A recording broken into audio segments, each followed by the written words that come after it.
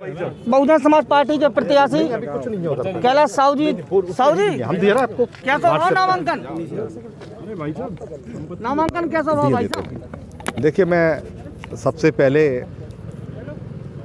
अपने इष्ट देव श्री हनुमान जी महाराज के चरणों में नतमस्तक होते हुए हम सबके मसीहा बाबा साहब डॉक्टर भीमराव अंबेडकर जी के चरणों में नमन करते हुए और बहुजन समाज पार्टी की राष्ट्रीय अध्यक्षा हमारी बहन मायावती जी के धन्यवाद देते हुए साथियों, मैं आपको बताना चाहता हूं और साथ ही साथ मैं अपनी झांसी की देवतुल्य जनता को भी धन्यवाद देना चाहता हूं, जिनके आशीर्वाद से मुझे ये टिकट मिला बहुजन समाज पार्टी का, अपने कार्यकर्ताओं और पदाधिकारियों का।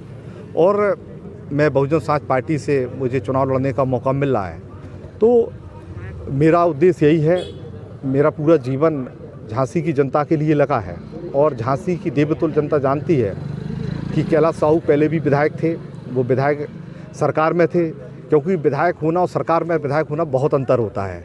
तो उनको पता है कि कैलाश साहू जी जो चुनाव लड़ रहे हैं वो किसी स्वार्थ के लिए चुनाव नहीं लड़ रहे हैं, अपना घर बनने के लिए चुनाव नहीं लड़ रहे हैं, अपनी कोठियाँ बनवाने के लिए चुनाव नहीं लड़ रहे हैं। ना कैलाश साहू को सेल टैक्स चोरी करानी है, ना कैलाश साहू को जुआ खिलवाना है, ना कैलाश साहू को सट्टा खिलवाना है, ना कैलाश साहू को झांसी के व्यापारियों की ज़मीन हड़पना है, उनके ऊपर झूठे मुकदमा लिखवाना है कैलाश साहू को। तो ये झांसी की जनता जानती है कि कैलाश साहू जो भी कर रहे हैं वो झांसी की जनता के लिए करेंगे। और हमारा कार्यकाल उन्होंने देखा है कि 2.5 साल का हमारा छोटा कार्यकाल जरूर था, लेकिन उस कार्यकाल में हमारी झांसी की जनता कितनी खुशी थी, प्रसन्न थी।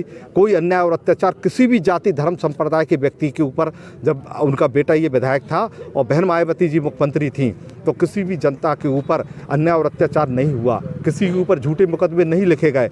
और आज मैं जब बीच में जाता हूँ झांसी की देवतुल्य जनता के बीच में, तो मैं देखता हूँ कि मुझे बहुत आशीर्वाद मिल रहा है।